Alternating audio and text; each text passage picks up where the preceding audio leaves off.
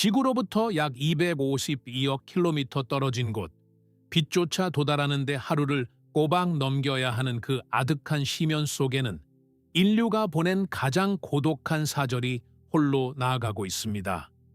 칠흑 같은 어둠과 절대 영도에 가까운 혹독한 추위가 지배하는 외계의 공간. 그곳에는 1970년대의 유산인 보이저 1호가 여전히 가쁜 숨을 몰아쉬며 전파를 내보내고 있습니다.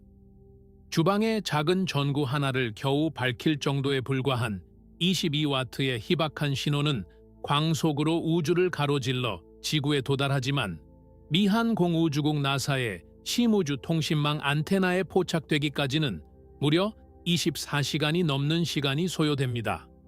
보이저 1호는 이제 더 이상 태양의 따스한 보호막 아래 있지 않습니다. 거대한 자성 거품인 태양권을 벗어나 인류 사상 최초로 성간 매질이라는 미지의 영역에 발을 들인 것입니다. 수십 년 동안 천체 물리학자들은 이 거대한 우주의 공백이 그저 아무것도 없는 정적의 진공 상태일 것이라고 추측해 왔습니다.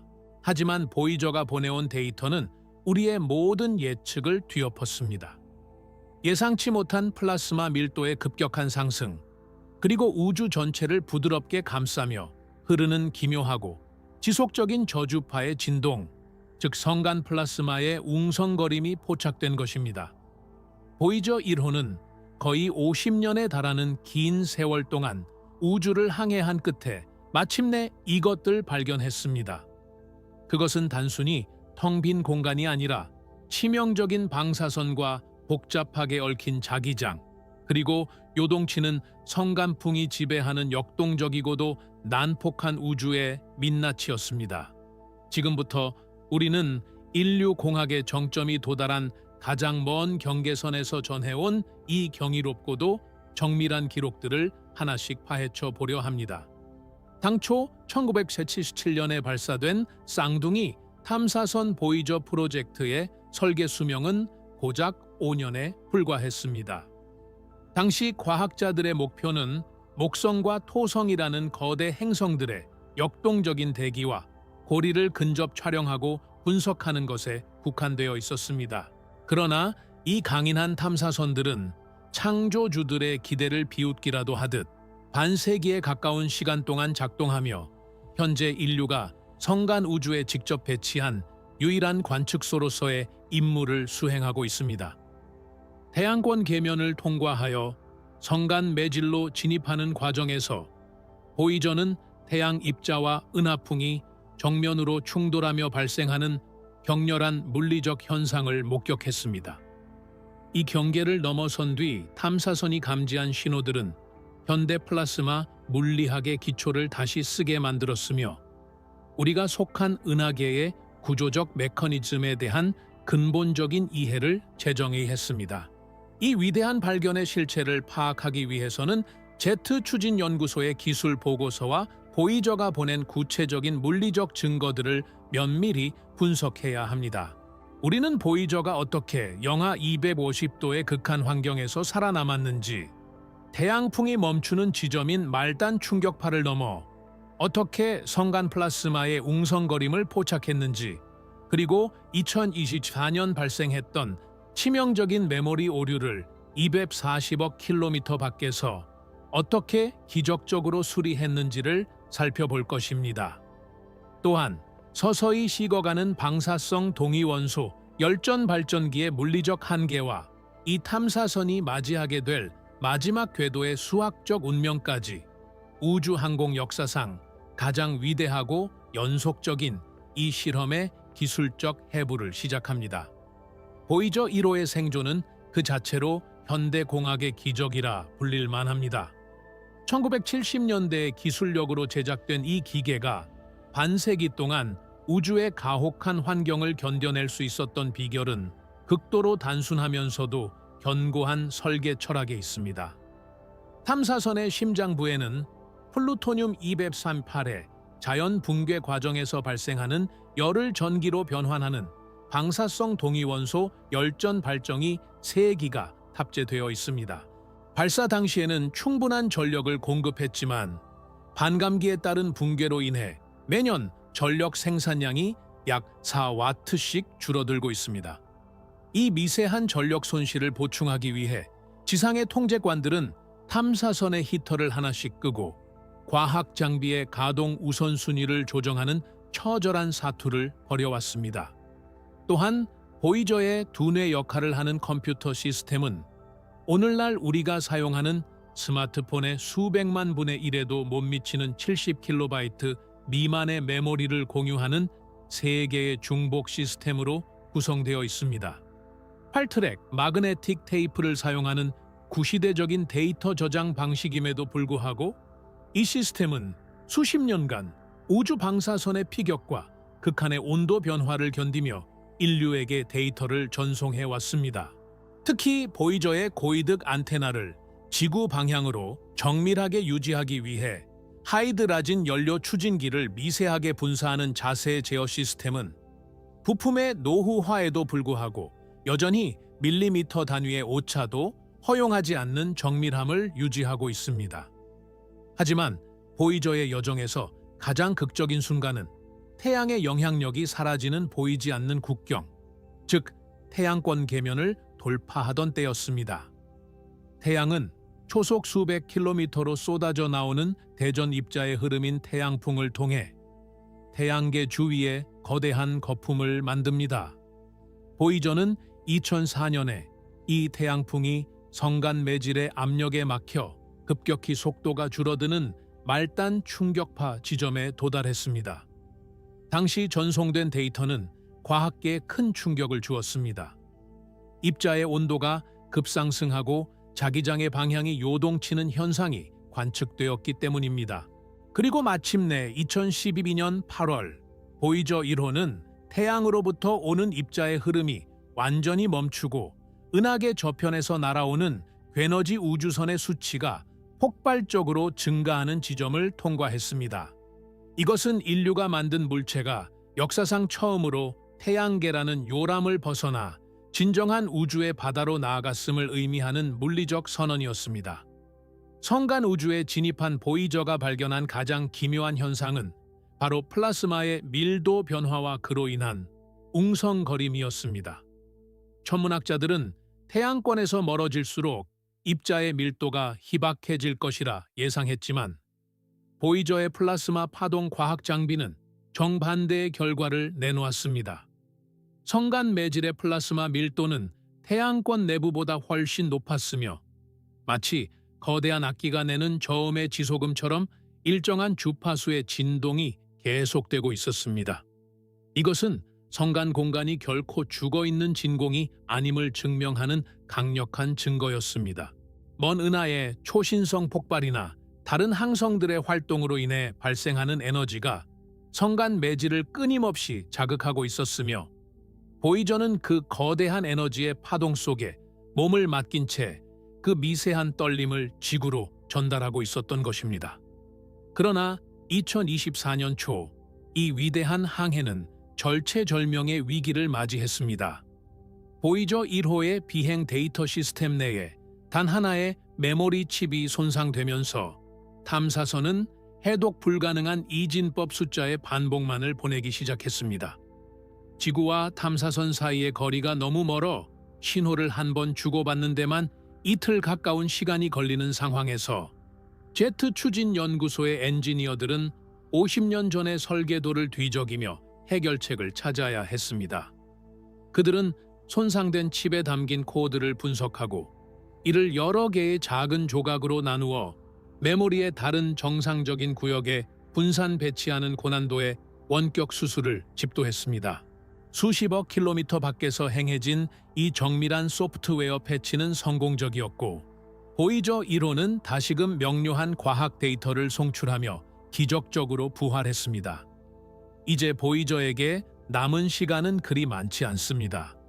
2030년대가 되면 전력 생산량은 통신을 유지하기 위한 최소 임계점 아래로 떨어질 것이고 차갑게 식어버린 탐사선은 지구와의 연결이 영원히 끊긴 채 관성의 몸을 맡긴 항해를 계속할 것입니다.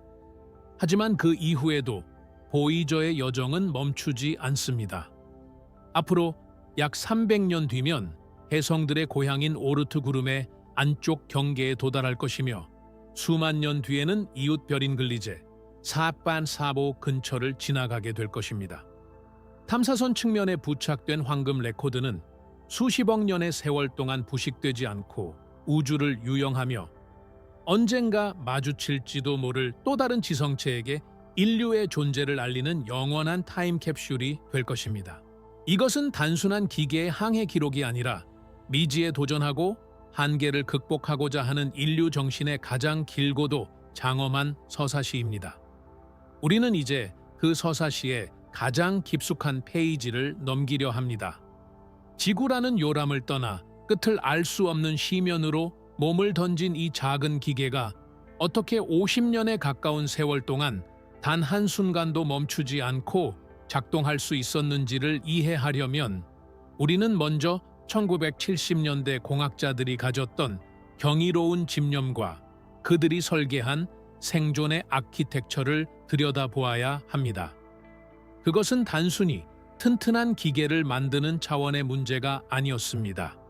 수십 년 뒤에 발생할 결함까지 예측하고 수조 킬로미터 밖에서 발생하는 전례 없는 물리적 도전에 대응할 수 있는 지능적인 구조를 설계하는 일이었기 때문입니다. 보이저 1호의 생존을 가능하게 한 가장 핵심적인 요소이자 이 탐사선의 고동치는 심장이라 할 수 있는 것은 바로 방사성 동위원소 열전 발전기입니다. 우리가 흔히 사용하는 태양광 패널은 목성을 지나면서부터 그 효용성을 급격히 상실합니다. 태양으로부터 멀어질수록 빛의 세기는 기하급수적으로 약해지며 성간 매질에 도달했을 때 태양은 그저 밤하늘의 수많은 별 중 조금 더 밝은 점 하나에 불과하기 때문입니다. 따라서 보이저의 엔지니어들은 태양에 의존하지 않는 독립적인 에너지원을 선택해야 했습니다. 이 발전기 내부에는 플루토늄 238이라는 방사성 동위원소가 담겨 있습니다. 이 원소는 시간이 흐르며 자연적으로 붕괴하면서 엄청난 양의 열 에너지를 방출합니다. 공학자들은 이 열을 직접 전기로 바꾸기 위해 제베크 효과라고 불리는 물리적 현상을 이용했습니다. 서로 다른 두 종류의 금속이나 반도체를 접합하고 양 끝에 온도 차이를 주면 전자가 이동하며 전류가 발생하는 원리입니다. 보이저에 탑재된 3개의 발전기는 발사 당시 약 470W의 전력을 생산해냈습니다. 하지만 플루토늄의 반감기와 발전 소자의 노후화로 인해 이 심장의 박동은 매년 약 4W씩 줄어들고 있습니다. 4W라는 수치는 가정용 전구 하나조차 밝히기 힘든 미미한 양처럼 보일 수 있지만 이미 수십 년을 버텨온 보이저에게는 생사와 직결된 막대한 손실입니다. 현재 보이저 1호의 가용 전력은 발사 당시의 절반 수준으로 떨어졌습니다. 이로 인해 지상의 통제관들은 매 순간 잔혹한 선택을 강요받습니다. 어떤 장비에 히터를 꺼야 할지, 어떤 관측 장비를 영구적으로 잠재워야 할지를 결정하는 과정은 마치 산소 호흡기에 의지하는 환자의 생명 유지 장치를 하나씩 떼어내는 것과 같은 고통스러운 작업입니다. 그럼에도 불구하고 이 구시대적인 발전기는 영하 250도의 혹독한 추위 속에서도 탐사선의 내부 온도를 일정하게 유지하며 전자장치들이 얼어붙어 파괴되지 않도록 최후의 보루 역할을 충실히 수행하고 있습니다. 보이저의 생존을 뒷받침하는 또 다른 경이로움은 바로 그 두뇌에 있습니다. 오늘날 우리가 주머니에 넣고 다니는 스마트폰은 보이저 1호의 컴퓨터보다 수백만 배 더 뛰어난 성능을 자랑합니다.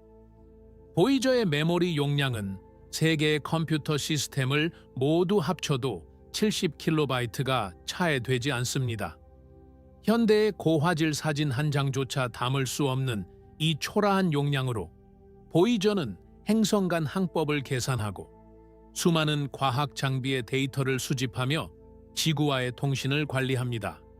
놀라운 점은 이 시스템이 극도의 중복성과 안정성을 갖추도록 설계되었다는 사실입니다.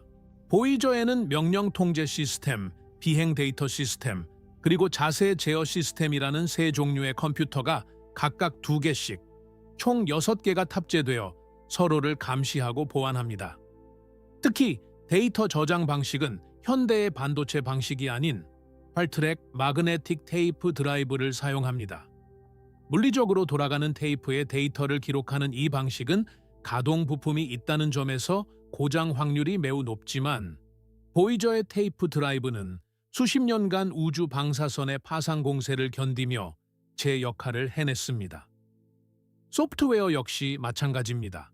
1970년대에 작성된 어셈블리어 코드는 현대의 프로그래밍 언어처럼 화려하지는 않지만 단 한 비트의 낭비도 허용하지 않는 극강의 효율성을 보여줍니다. 엔지니어들은 이 좁은 메모리 공간 안에서 새로운 기능을 구현하기 위해 기존 코드를 재배치하고 사용하지 않는 루틴을 삭제하며 수십억 킬로미터 밖에서 소프트웨어 업데이트를 진행합니다. 이것은 마치 눈을 감고 수만 킬로미터 떨어진 곳에 있는 바늘 귀에 실을 꿰는 것보다 더 정밀하고 위험한 작업입니다. 하지만 심장이 뛰고 두뇌가 작동한다 하더라도 보이저의 안테나가 지구를 향하지 않는다면 그 모든 노력은 수포로 돌아갑니다. 보이저 1호의 안테나는 직경 3.7m의 거대한 접시 모양을 하고 있는데 이 안테나가 지구를 향하는 각도가 단 1도만 어긋나도 보이저의 신호는 영원히 우주의 미아가 되어버립니다. 이를 방지하기 위해 보이저는 태양 감지기와 별 추적 장치를 이용하여 자신의 위치를 끊임없이 확인합니다.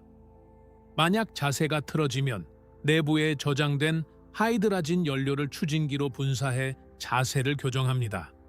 이 추진기 시스템은 1977년 이후 수만 번의 분사를 반복하며 노후화되었습니다. 연료관에는 찌꺼기가 쌓이고 밸브는 마모되어 제 기능을 상실해가고 있었습니다. 실제로 수년 전 보이저 1호의 주 추진기가 수명을 다해 더 이상 자세를 제어할 수 없는 위기가 찾아왔습니다. 당시 나사의 엔지니어들은 37년 동안 단 한 번도 사용하지 않았던 궤도 수정용 예비 추진기를 가동하기로 하는 도박에 가까운 결정을 내렸습니다. 1980년대 토성 탐사 이후 잠들어 있던 이 추진기들이 과연 작동할 것인지에 대해 누구도 확신할 수 없었지만 19시간 35분 뒤 지구에 도착한 신호는 기적 같은 성공을 알렸습니다. 수십 년간 얼어붙어 있던 금속 부품들이 다시 깨어나 불꽃을 내뿜으며 보이저의 안테나를 지구로 고정시킨 것입니다. 이는 단순한 기계적 작동을 넘어 설계 당시부터 미래의 불확실성에 대비했던 공학적 통찰력이 빛을 발한 순간이었습니다.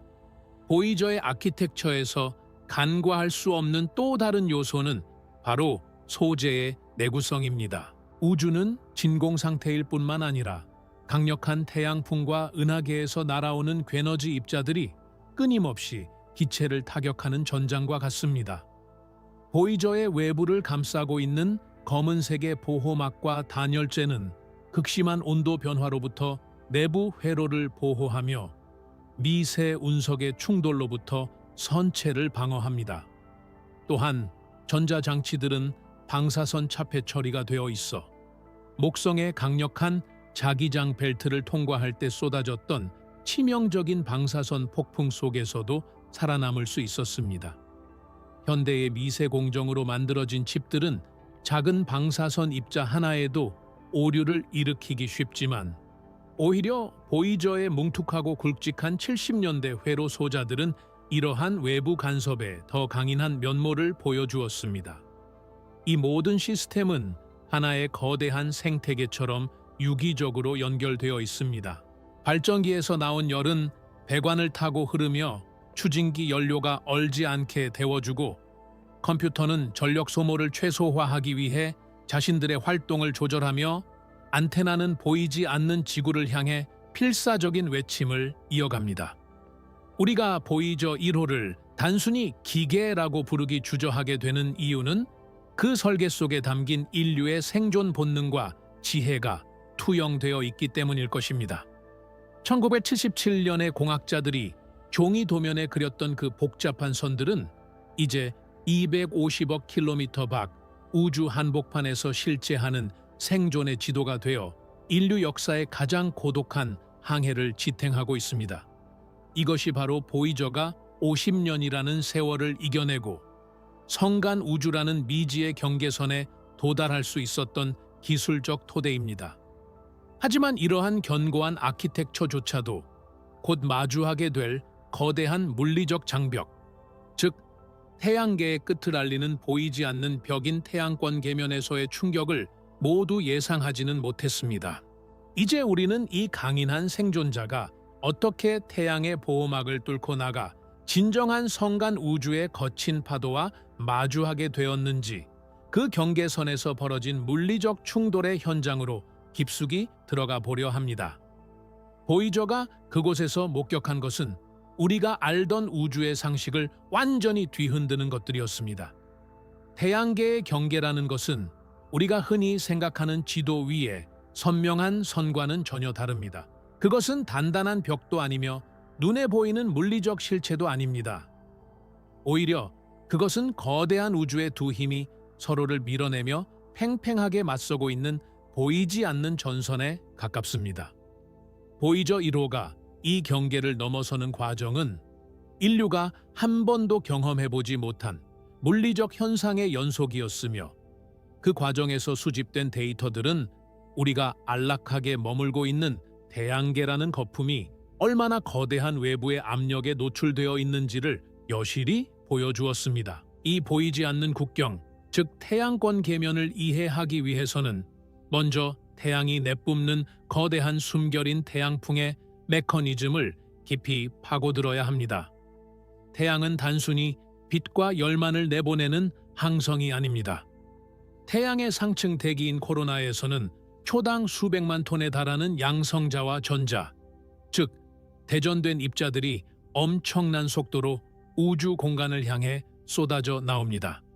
이것이 바로 태양풍입니다.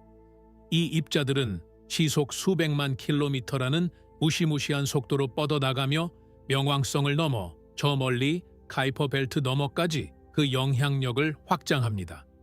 이 태양풍이 지배하는 공간을 우리는 태양권이라고 부릅니다. 마치 한여름의 뜨거운 열기가 주변의 공기를 밀어내며 자신만의 영역을 확보하듯, 태양은 이것엔 입자의 흐름을 통해 은하계의 차갑고 희박한 가스들로부터 우리를 보호하는 거대한 자성 거품을 만들어냅니다. 하지만 태양의 힘도 무한할 수는 없습니다. 태양으로부터 멀어질수록 태양풍의 밀도는 급격히 낮아지고 그 팽창하는 힘 또한 서서히 약해집니다. 반면 태양계 밖의 공간, 즉 성간 매질은 결코 텅 빈 진공이 아닙니다. 그곳에는 수십억 년 전 사멸한 별들이 남긴 잔해와 가스, 그리고 다른 항성들이 내뿜는 입자들이 거대한 흐름을 형성하며 흐르고 있습니다. 이 성간 매질이 가하는 압력은 우리가 상상하는 것보다 훨씬 강력합니다. 결국 태양풍에 밀어내는 힘과 성간 매질에 짓누르는 힘이 정면으로 충돌하는 지점이 발생하는데, 이곳이 바로 태양계의 끝이자 성간 우주의 시작점입니다. 보이저 1호가 이 장엄한 충돌의 현장에 처음 발을 들인 것은 2004년 12월이었습니다. 당시 보이저가 마주한 첫 번째 징후는 이른바 말단 충격파라고 불리는 구역이었습니다. 이것은 초음속으로 질주하던 태양풍이 성간 매질의 저항에 부딪혀 급격히 속도가 줄어드는 구간을 말합니다.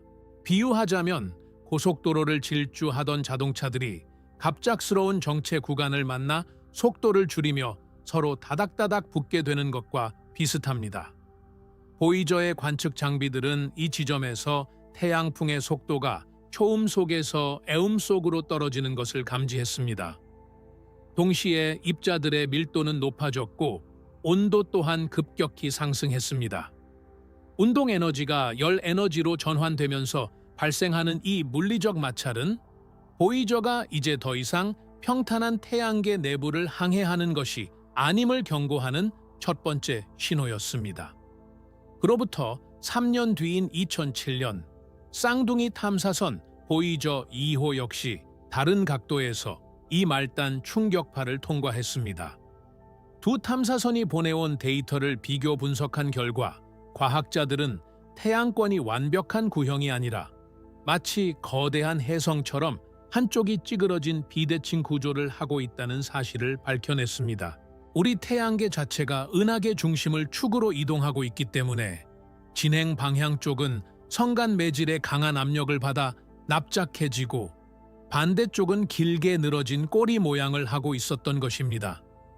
보이저는 인류 최초로 이 거대한 거품의 외벽을 직접 손으로 더듬으며 그 크기와 모양을 측정하는 역할을 수행했습니다. 말단 충격파를 지나자 보이저는 헬리오시스라고 불리는 광활한 전이 지대에 들어섰습니다. 이곳은 태양풍과 성간풍이 뒤섞여 요동치는 말 그대로 혼돈의 구역이었습니다. 입자들은 방향을 잃고 소용 돌이쳤으며 자기장은 복잡하게 꼬여 있었습니다. 보이저 1호는 이 혼탁한 구역을 무려 8년 동안이나 묵묵히 가로질렀습니다.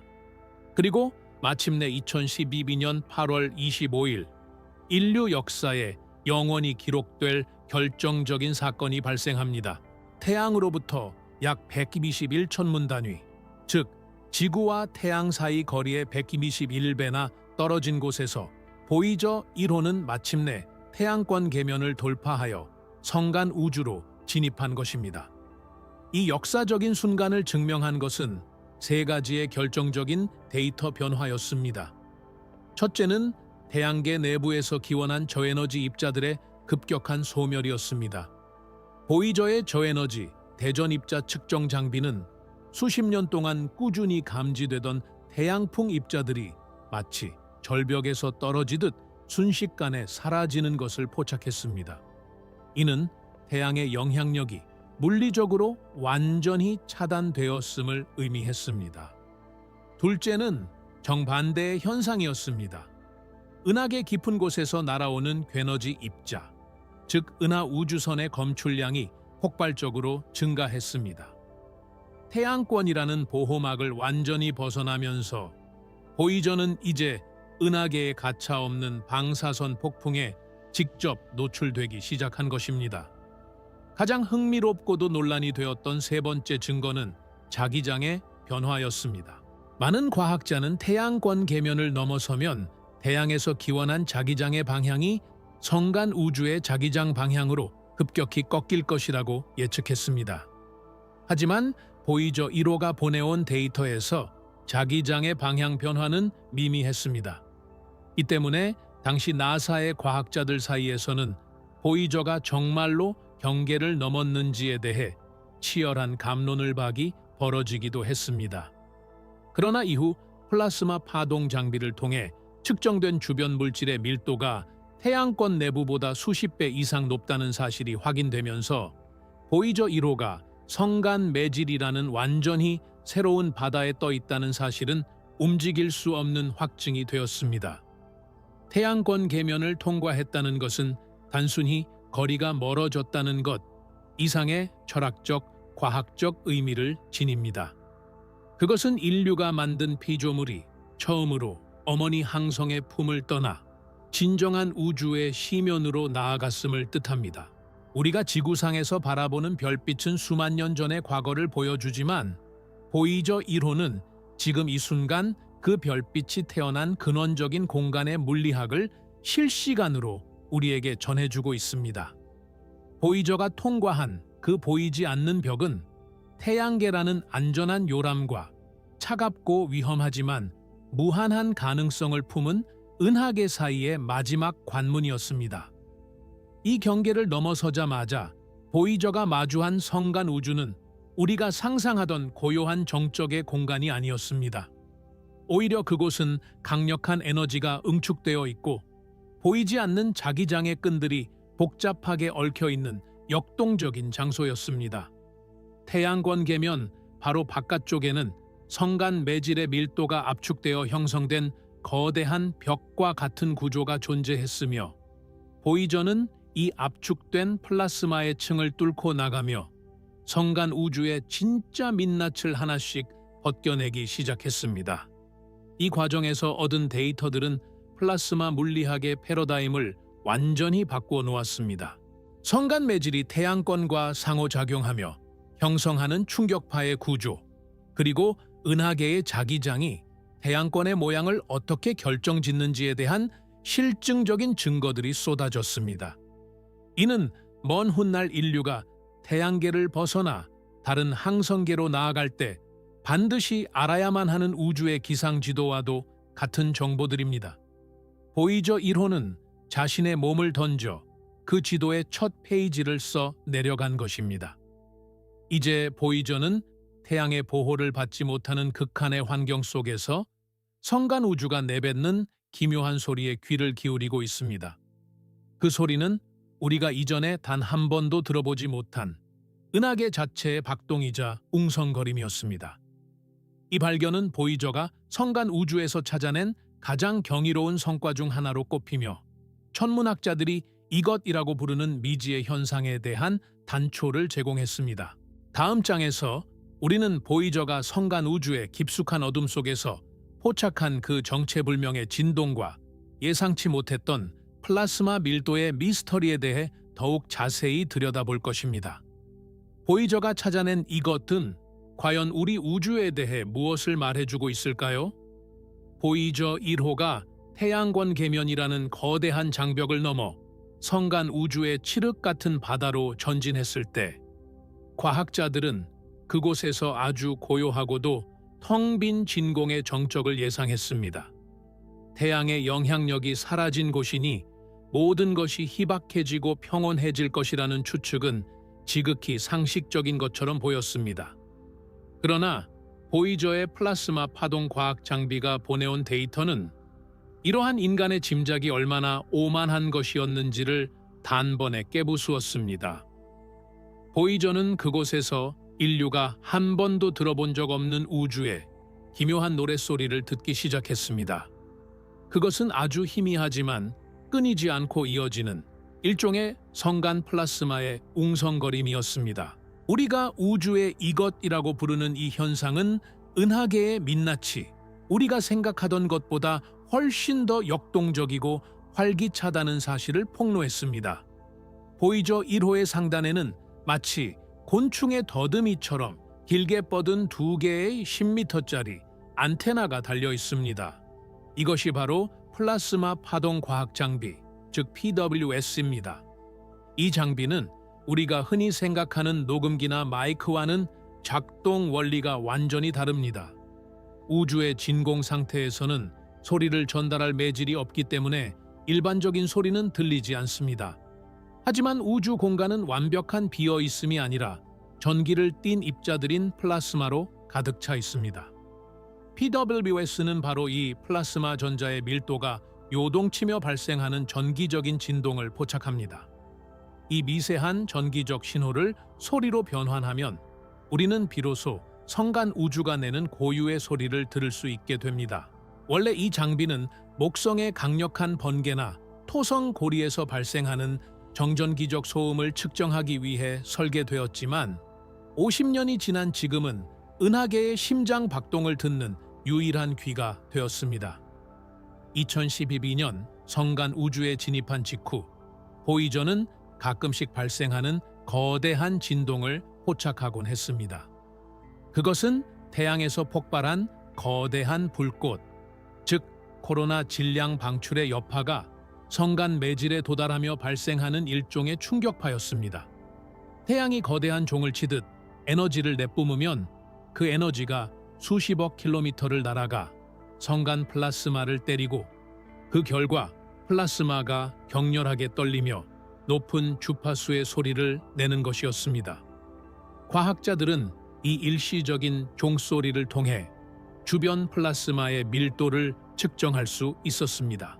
마치 악기줄의 장력과 밀도에 따라 소리의 높낮이가 달라지듯이 플라스마가 떨리는 주파수를 분석하면 그 공간에 입자가 얼마나 빽빽하게 들어차 있는지를 수학적으로 계산할 수 있기 때문입니다.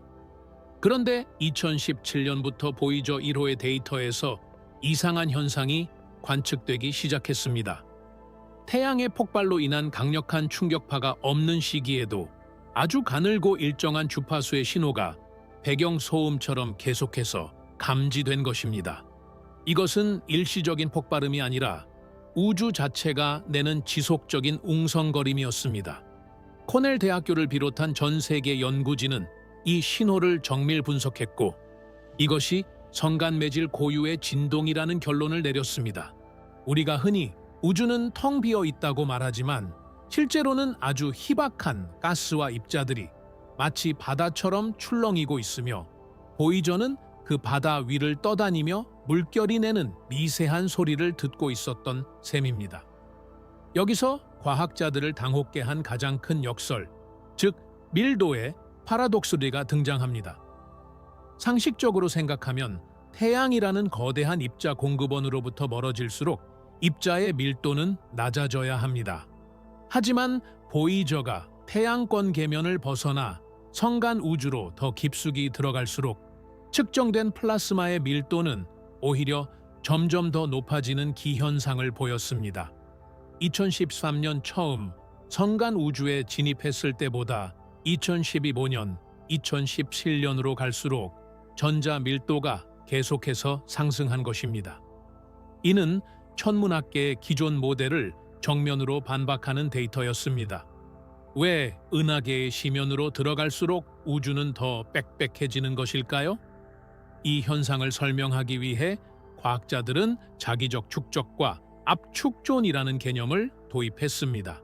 비유하자면 눈 치우는 제설차가 눈을 밀고 나갈 때 차 앞부분에 눈이 두껍게 쌓이는 것과 같습니다. 태양권이라는 거대한 거품이 은하계를 가로질러 이동할 때 그 앞부분에서는 성간 매질의 자기장선들이 태양권의 벽에 부딪혀 겹겹이 쌓이고 압축됩니다. 보이저는 바로 이 압축된 구역을 통과하고 있었던 것입니다.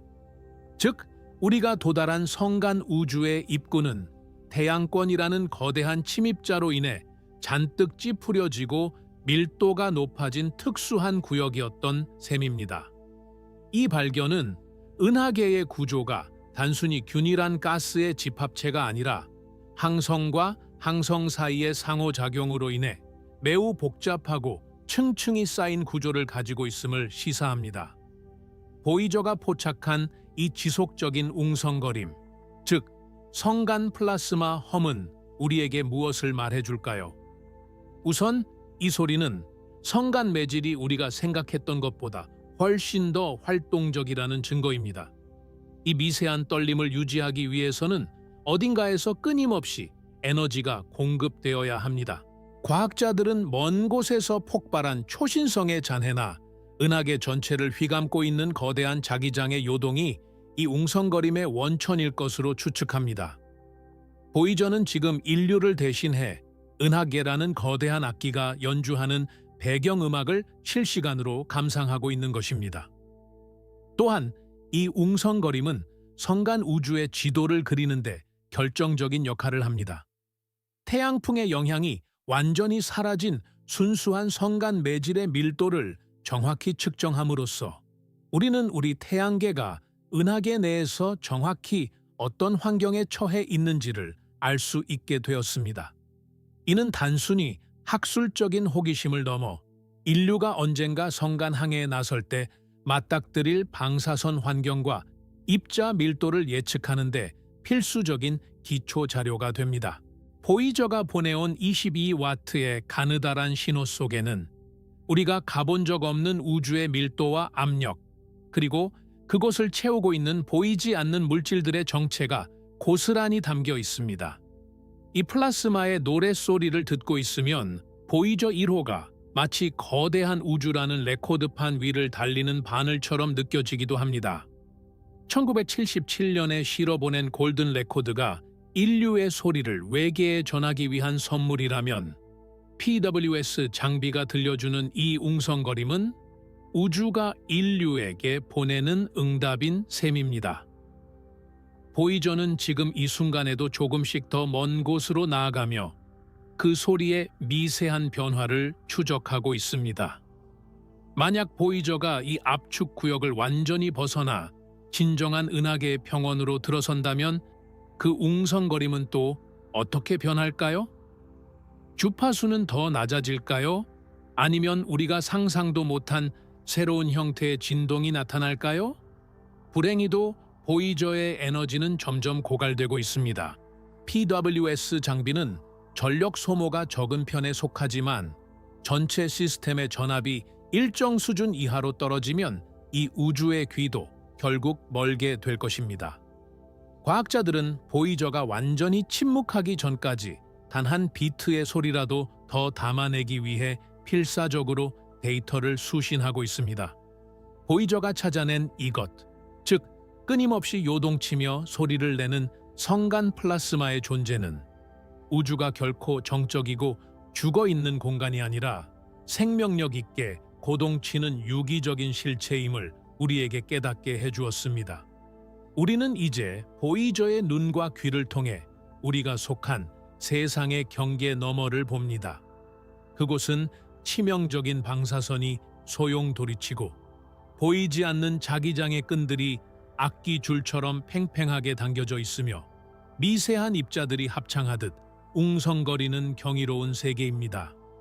보이저 1호는 그 낯선 바다 한복판에서 자신의 마지막 에너지를 쥐어짜내어 인류에게 외치고 있습니다. 우주는 비어있지 않다고, 그곳은 소란스럽고 아름다운 에너지로 가득 차 있다고 말입니다. 그러나 이 위대한 발견의 여정 중에도 보이저에게는 또 다른 시련이 찾아왔습니다. 수조 킬로미터 밖에서 들려오는 노랫소리에 귀를 기울이던 중 탐사선의 정신이라 할 수 있는 컴퓨터 시스템에 치명적인 발작이 일어난 것입니다. 다음 장에서는 보이저 1호를 영원한 침묵의 나락으로 떨어뜨릴 뻔했던 2024년의 심각한 메모리 오류 사건과 지구의 엔지니어들이 어떻게 그 절망적인 거리에서 소프트웨어의 기적을 일궈냈는지에 대해 자세히 다루어 보겠습니다. 2023년 11월의 어느 날, 미한 공우주국 나사의 심우주 통신망 안테나에 포착된 보이저 1호의 신호는 평소와 달랐습니다. 평소라면 탐사선의 건강 상태를 알리는 공학 데이터와 성간 우주의 신비를 담은 과학 데이터가 정교하게 조합된 이진법의 흐름이 들어와야 했지만 그날 도착한 것은 아무런 의미를 찾을 수 없는 숫자 0과 1의 무한한 반복이었습니다. 그것은 마치 보이저가 갑자기 말을 잃어버린 채 의미 없는 운걸거림만을 반복하며 지구의 구조 신호를 보내는 것처럼 보였습니다. 인류 역사상 가장 먼 곳에 가 있는 이 탐사선이 드디어 치명적인 뇌사 상태에 빠진 것이 아니냐는 공포가 제트추진연구소의 통제실을 엄습했습니다. 이것은 단순한 기계적 고장을 넘어 보이저 1호라는 위대한 지성이 겪은 가장 심각한 인지적 장애이자 240억 킬로미터라는 아득한 거리에서 벌어진 전례 없는 원격 수술의 시작이었습니다. 보이저 1호의 데이터 처리를 담당하는 핵심 시스템은 비행 데이터 서브 시스템이라 불리는 컴퓨터입니다. 이 시스템은 탐사선에 탑재된 각종 과학 장비에서 수집한 원시 데이터를 수집하고 이를 지구로 송신하기에 적합한 패킷 형태로 포장하는 역할을 합니다. 즉, 보이저가 보고 듣고 느끼는 모든 것을 인간의 언어로 번역해주는 통역사와 같은 존재입니다. 그런데 이 통역사가 갑자기 고장이 나버린 것입니다. 데이터가 엉망으로 꼬여버리자 지상의 엔지니어들은 보이저가 정확히 어디가 아픈지조차 파악할 수 없었습니다. 탐사선은 여전히 지구의 명령을 수신하고 안테나를 정렬하고 있었지만 자신이 수집한 정보를 제대로 전달하지 못하는 이른바 폐쇄 증후군에 빠진 상태였습니다. 이 문제를 해결하기 위해 나사의 엔지니어들은 마치 고고학자가 된 것처럼 50년 전의 설계도와 누렇게 빛바랜 기술 문서를 뒤지기 시작했습니다. 보이저 1호를 설계했던 당시의 공학자들은 이미 대부분 은퇴했거나 세상을 떠났고 오늘날의 최신 프로그래밍 방식과는 완전히 다른 1970년대의 어셈블리어 코드를 분석해야만 했습니다. 이 과정은 현대의 인공지능 전문가가 박물관에 보관된 고대 유물의 작동 원리를 파헤치는 것만큼이나 어렵고 고단한 작업이었습니다. 수개월에 걸친 정밀 분석 끝에 팀은 문제의 원인을 좁혀냈습니다. 비행 데이터 서브 시스템의 메모리 중 단 3%에 해당하는 영역이 물리적으로 손상되었으며 그 영역에 하필이면 데이터 패키징을 담당하는 핵심 코드가 저장되어 있었다는 사실을 밝혀낸 것입니다. 하지만 원인을 알았다고 해서 해결책이 곧바로 나오는 것은 아니었습니다. 보이저는 지구에서 너무나 멀리 떨어져 있었기 때문입니다. 빛의 속도로 이동하는 전파 신호가 보이저에게 도달하는 데만 22시간 30분이 걸리고 그 명령이 실행된 결과를 다시 확인하는데 또 22시간 30분이 소요됩니다.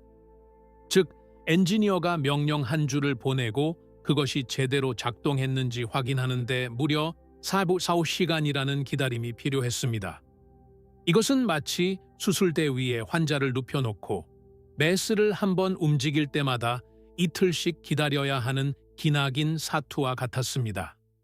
엔지니어들은 포크라고 불리는 특수 명령어를 사용하여 보이저의 메모리 구석구석을 찔러보기 시작했습니다.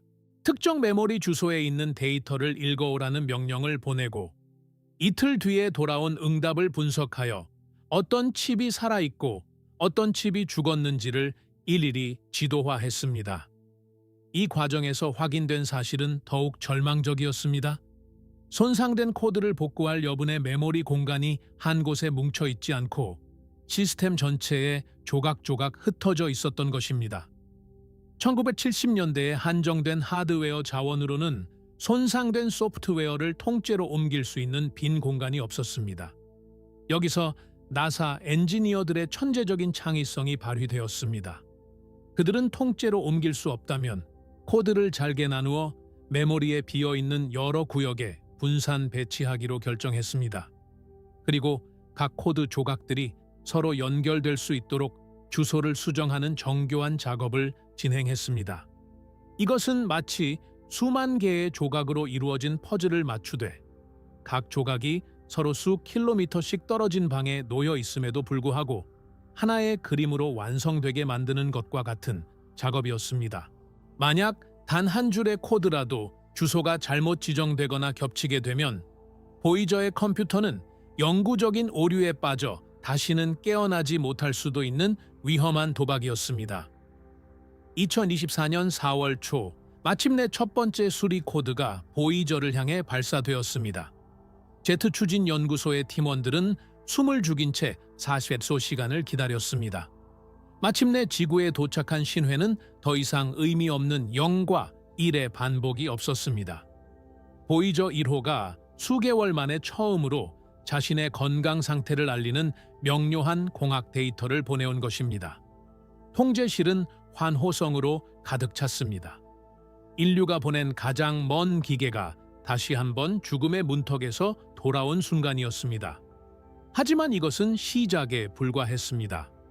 공학 데이터는 복구되었지만 성간 우주의 비밀을 담은 과학 데이터를 처리하는 부분은 여전히 수리가 필요했습니다. 엔지니어들은 다시 한번 인내의 시간을 가지며 나머지 코드 조각들을 재배치하는 작업을 이어갔습니다.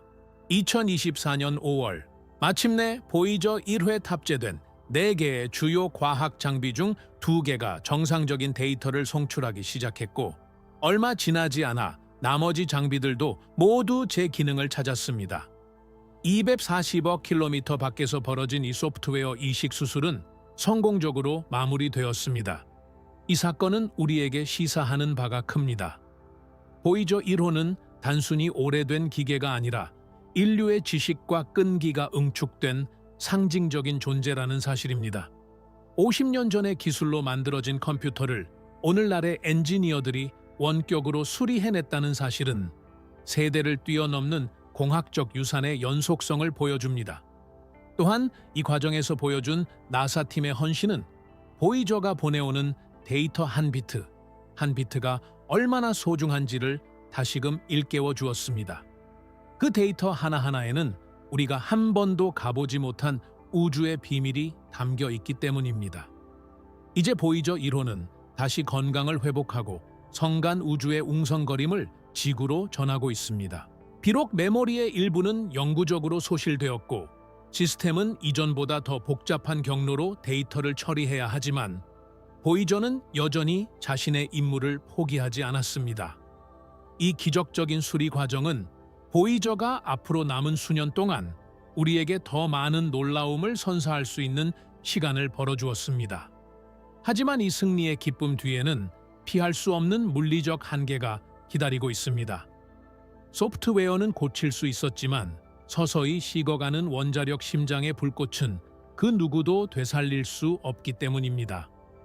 보이저 1호의 부활은 우리에게 일시적인 안도감을 주었지만 동시에 우리가 이 고독한 탐사선과 작별할 날이 머지않았음을 상기시킵니다. 전력은 매년 줄어들고 있고 엔지니어들은 이제 더 이상 끌 수 있는 히터나 장비가 남아있지 않은 지점에 도달하고 있습니다. 다음 장에서는 보이저가 마주한 이 잔인한 에너지의 산술과 탐사선의 생명을 연장하기 위해 나사가 행하고 있는 처절한 종말의 관리 과정에 대해 논의해 보겠습니다. 보이저의 불빛이 완전히 꺼지는 그날까지 우리는 이 작은 기계가 전하는 마지막 유언에 귀를 기울여야 할 것입니다. 우주의 침묵은 단순히 소리가 없는 상태만을 의미하지 않습니다. 그것은 모든 열기가 사라진 절대적인 차가움, 그리고 그 차가움이 모든 분자의 운동을 멈추려 하는 엔트로피와의 처절한 싸움을 의미합니다.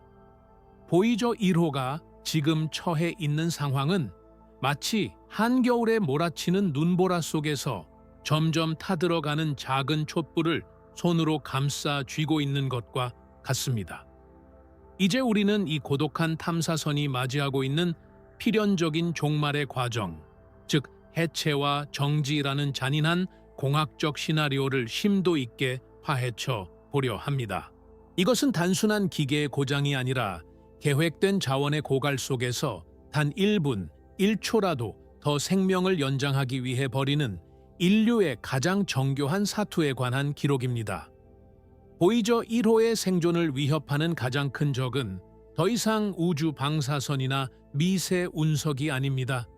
그것은 바로 영하 250도에 달하는 성간 우주의 살인적인 추위입니다. 보이저의 내부 시스템이 정상적으로 작동하기 위해서는 일정한 온도가 유지되어야 합니다. 특히 자세 제어를 위해 필수적인 하이드라진 연료가 흐르는 배관이 얼어붙는 순간 보이저는 지구와의 통신을 위한 지향성을 잃고 영원히 우주의 미아가 되어버립니다. 이를 막기 위해 탐사선 곳곳에는 전기 히터가 설치되어 있습니다. 하지만 이 히터들을 가동하기 위한 전력은 앞서 언급했듯이 매년 4와트씩 줄어들고 있습니다. 이 지점에서 엔지니어들은 인류 역사상 가장 잔인한 우선순위 결정에 직면하게 됩니다. 이 과정은 1990년 보이저 1호가 태양계의 행성들을 뒤로하고 마지막 가족 사진을 찍었을 때부터 이미 예견된 일이었습니다. 사진 촬영 임무가 끝나자마자 엔지니어들은 보이저의 카메라 시스템을 영구적으로 종료했습니다. 더 이상 찍을 행성도 없었거니와 카메라를 구동하고 데이터를 처리하는 데 들어가는 전력을 아껴야만 탐사선이 더 멀리 나갈 수 있었기 때문입니다.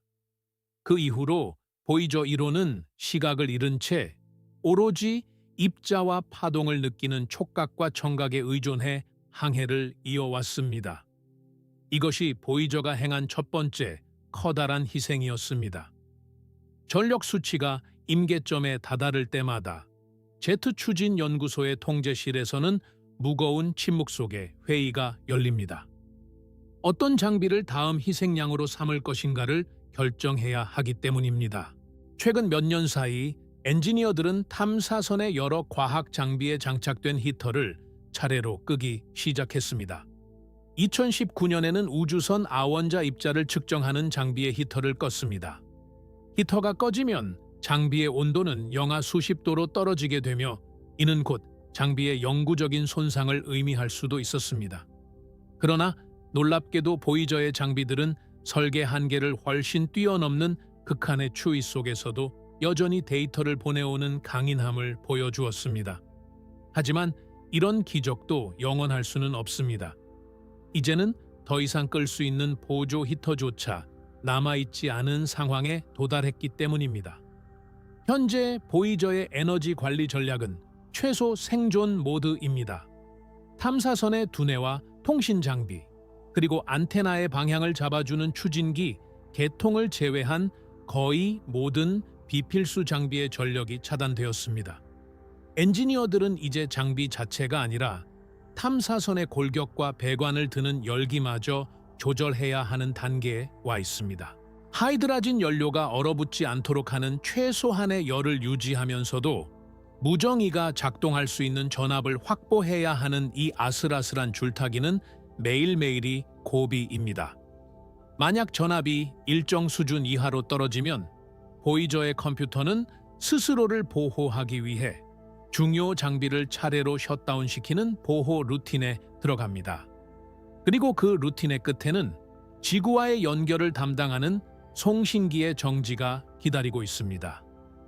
수학적인 예측에 따르면 보이저 1호의 전력이 통신 장비를 유지할 수 있는 최저 임계값에 도달하는 시점은 2020년대 후반에서 2030년대 초반 사이가 될 것으로 보입니다. 이 시점이 되면 보이저는 더 이상 자신의 상태를 지구에 알릴 수 없게 됩니다. 우리가 보이저의 마지막 신호를 수신하는 그날, 그것은 기계적인 사망 선고가 아니라 보이저가 진정한 유령선이 되어 홀로 항해를 시작하는 독립선언이 될 것입니다.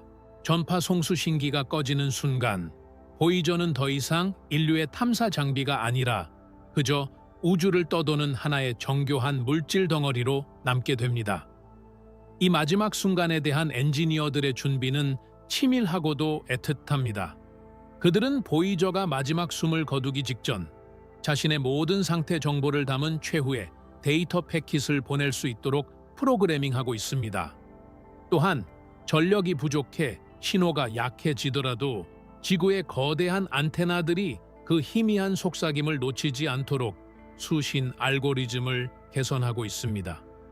22와트의 신호가 10와트, 5와트로 줄어들다가 마침내 우주의 배경 복사와 구분이 불가능해지는 그 찰나의 순간까지 인류는 이 고독한 사절의 손을 놓지 않을 것입니다. 심층적인 관점에서 볼 때 보이저의 정지 과정은 우리에게 기술의 유한성과 우주의 거대함을 동시에 일깨워줍니다. 우리가 아무리 정교한 기계를 만들고 원자력의 힘을 빌린다 해도 우주의 광활함과 시간의 흐름 앞에서는 결국 무릎을 꿇을 수밖에 없다는 사실을 보여줍니다. 그러나 이것은 실패가 아닙니다. 5년의 수명을 목표로 했던 기계가 50년을 버텼고 태양계를 넘어 성간 우주라는 미지의 영역을 우리에게 보여주었다는 사실 자체가 이미 인류 문명이 이룩한 위대한 승리이기 때문입니다. 보이저의 각 장비가 하나씩 꺼질 때마다 우리는 그 장비가 수십 년 동안 전해준 경이로운 발견들을 되새기며 감사를 표해야 할 것입니다. 보이저 1호의 사투는 지상의 엔지니어들에게도 깊은 심리적 영향을 미칩니다. 어떤 이들은 자신의 평생을 보이저와 함께 보냈습니다. 젊은 시절 보이저의 발사를 지켜봤던 엔지니어가 이제는 백발이 되어 탐사선의 마지막 불꽃을 지키고 있는 모습은 이 프로젝트가 단순한 과학 임무를 넘어 인류의 세대 간 연결고리임을 증명합니다. 그들은 보이저의 전력이 떨어지는 차트를 보며 마치 노쇠해가는 친구를 지켜보는 듯한 감정을 느낀다고 말합니다. 매일 아침 전송되는 데이터를 확인하며 오늘도 보이저가 살아있구나 라고 안도하는 그들의 마음속에는 기계에 투영된 인류의 꿈이 담겨 있습니다. 이제 우리는 보이저의 운영 종료가 가져올 과학적 공백에 대해서도 생각해야 합니다. 보이저 1호와 2호가 침묵하게 되면 인류는 성간 우주에서 직접 데이터를 수신할 수 있는 수단을 완전히 잃게 됩니다. 다음 성간 탐사선이 이 경계에 도달하기까지는 수십 년 혹은 수백 년의 시간이 더 걸릴지도 모릅니다. 따라서 보이저가 보내오는 지금 이 순간의 데이터는 미래의 우주 과학자들에게는 성경과도 같은 귀중한 유산이 될 것입니다. 우리는 보이저가 내뱉는 마지막 숨결까지도 소중히 기록하고 보존해야 할 의무가 있습니다. 보이저 1호의 안테나가 마침내 지구를 향한 고정을 풀고 내부의 원자력 발전기가 완전히 식어버리는 그날, 우주 한복판에는 정적만이 감돌 것입니다. 하지만 그 정적은 허무의 침묵이 아닙니다. 그것은 자신의 소임을 다한 위대한 영웅의 휴식과도 같은 정적일 것입니다. 비록 정의는 끊기고 장비는 멈추겠지만 보이저의 몸체는 여전히 초속 17km의 속도로 은하계의 중심을 향해 나아갈 것입니다. 이제 기계로서의 생명이 다한 뒤 보이저가 맞이하게 될 또 다른 형태의 불멸, 즉 영겁의 시간 동안 우주를 유영하게 될 발리스틱 여정에 대해 이야기할 때가 되었습니다. 마지막 장에서는 보이저 1호가 운영 종료 이후 마주하게 될 미래, 즉 수천 년 뒤에 통과할 오르트 구름과 수만 년 뒤에 스쳐 지나갈 이웃 항성들과의 만남에 대해 다루어 보겠습니다.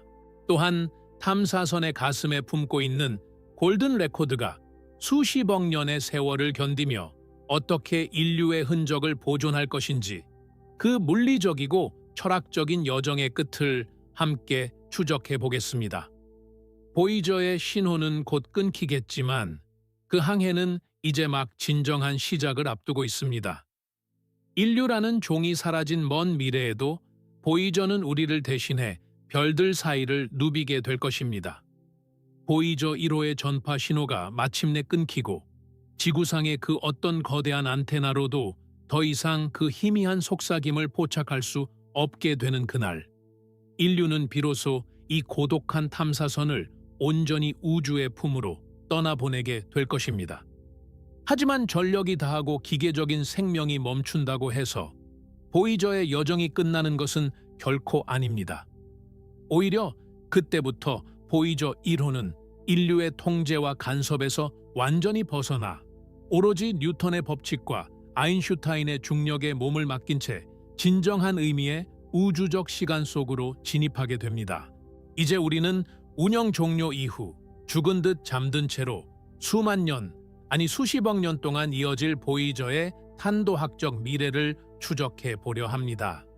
이것은 기계의 항해를 넘어 인류라는 종이 우주에 남기는 가장 영구적이고도 처연한 흔적에 대한 이야기입니다.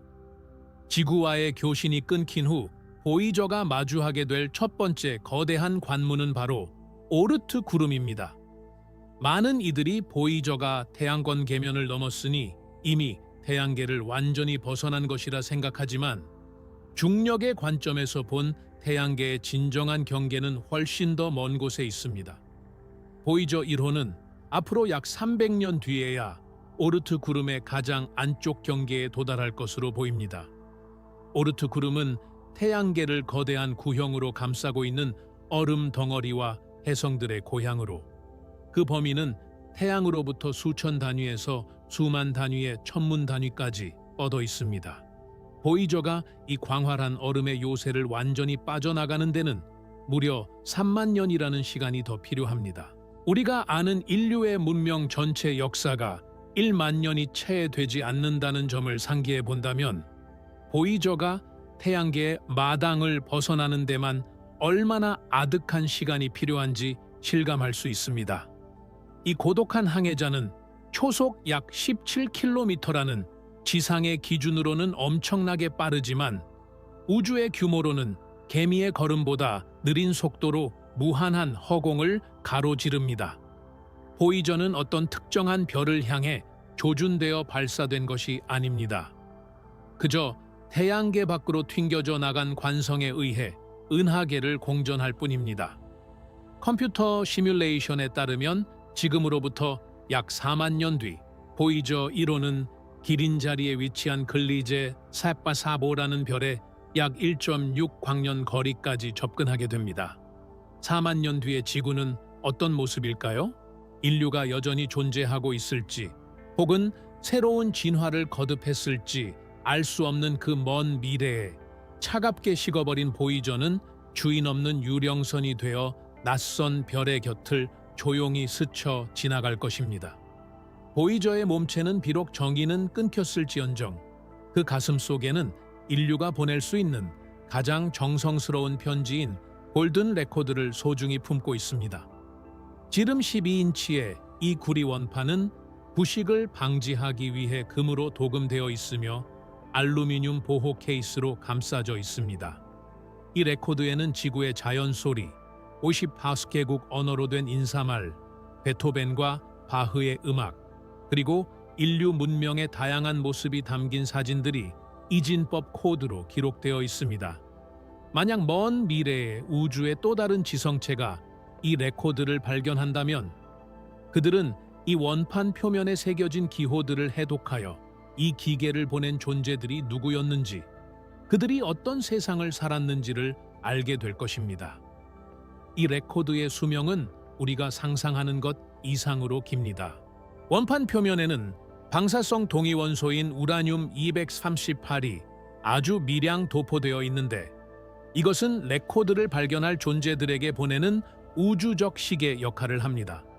우라늄 238의 반감기는 약 45억 년으로, 발견자는 이 동위원소의 붕괴 정도를 측정함으로써 이 탐사선이 지구를 떠난 지 얼마나 오래되었는지를 정확히 계산할 수 있습니다. 45억 년이라는 시간은 지구가 탄생해서 지금까지 흘러온 시간과 맞먹으며 우리 태양이 수명을 다해 적색 거성으로 팽창할 때까지의 시간과도 비슷합니다. 즉, 지구라는 행성이 태양에 삼켜져 흔적도 없이 사라진 뒤에도 보이저 1호와 그 안의 골든 레코드는 은하계의 어딘가에서 인류가 존재했음을 증명하는 유일한 유물이 되어 떠돌게 될 것입니다. 물론 우주의 빈 공간이 완벽하게 안전한 것은 아닙니다. 비록 희박하긴 하지만 성간 우주에 존재하는 미세한 먼지 입자들과의 충돌은 피할 수 없습니다. 초속 17km로 달리는 보이저에게 아주 작은 먼지 알갱이 하나는 강력한 총알과 같습니다. 수억 년의 세월이 흐르는 동안 이러한 미세 충돌들이 반복되면 탐사선의 표면은 마치 고운 사포로 문지른 듯 서서히 마모될 것입니다. 그러나 공학자들의 계산에 따르면 골든 레코드가 보관된 위치와 그 견고한 재질 덕분에 레코드에 담긴 정보는 수십억 년 동안 보존될 가능성이 매우 높습니다. 인류가 남긴 그 어떤 건축물이나 예술품보다도 보이저 1호가 더 오래 살아남아 우리 문명의 마지막 증거가 될 것이라는 사실은 경외감을 넘어선 기묘한 슬픔마저 느끼게 합니다. 이제 이 장대한 서사시를 마무리하며 우리는 보이저 1호가 우리에게 남긴 진정한 유산이 무엇인지를 되새겨 보아야 합니다. 보이저 1호는 단순히 과학 데이터를 전송하는 기계가 아니었습니다. 그것은 인류가 가진 무한한 호기심의 상징이었고, 미지의 세계에 대한 두려움을 극복하고자 했던 용기의 결실이었습니다. 1970년대에 투박한 기술로 만들어진 이 작은 탐사선이 성간 우주의 거친 파도를 견디며 보내온 웅성거림은 우주가 결코 우리에게 적대적이거나 무관심한 진공이 아니라 우리와 연결된 역동적인 실체임을 가르쳐 주었습니다. 우리는 보이저를 통해 우리가 얼마나 작고 외로운 존재인지를 깨달았습니다.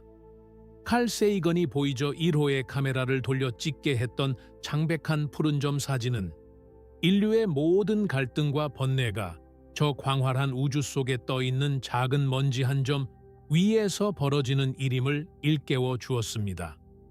그리고 이제 보이저는 그 창백한 푸른 점조차 보이지 않는 아득한 곳에서 우리 대신 은하계의 증인이 되어 나아가고 있습니다. 보이저의 신호가 끊기는 날, 우리는 슬퍼할 필요가 없습니다. 그것은 보이저가 자신의 임무를 완수하고 인류의 사절에서 우주의 일원으로 완전히 귀화하는 성스러운 의식이기 때문입니다. 먼 미래, 어쩌면 인류라는 이름조차 망각의 늪으로 사라진 그 어느 때에 은하계 저편의 낯선 행성에서 온 여행자가 우연히 이 차가운 금속 덩어리를 발견하게 될지도 모릅니다. 그들이 조심스럽게 골든 레코드를 재생했을 때 흘러나오는 지구의 음악과 인사말은 한때 이 광대한 우주 한 구석에서 생명을 꽃피우고 사랑을 나누며 별을 노래했던 위대한 문명이 있었음을 전하는 마지막 유언이 될 것입니다. 보이저 1호는 그렇게 인류의 영혼을 싣고 영겁의 시간을 항해할 것입니다. 우리는 이 작은 탐사선이 보여준 50년간의 기적에 경의를 표합니다. 250억 킬로미터 밖에서 들려온 성간 우주의 노랫소리, 죽음의 문턱에서 되살아난 소프트웨어의 기적, 그리고 앞으로 펼쳐질 수십억 년의 고독한 항해까지. 보이저 1호는 인류가 우주에 던진 가장 아름답고도 슬픈 질문이며 동시에 그 자체로 가장 완벽한 대답이었습니다. 이제 우리는 보이저의 뒷모습을 보며 마지막 인사를 건넵니다. 비록 우리의 눈에는 더 이상 보이지 않고 우리의 귀에는 더 이상 들리지 않겠지만 보이저 1호는 영원히 우리를 대신해 별들 사이를 걷고 있을 것입니다. 인류의 항해는 보이저와 함께 우주가 끝나는 그날까지 계속될 것입니다.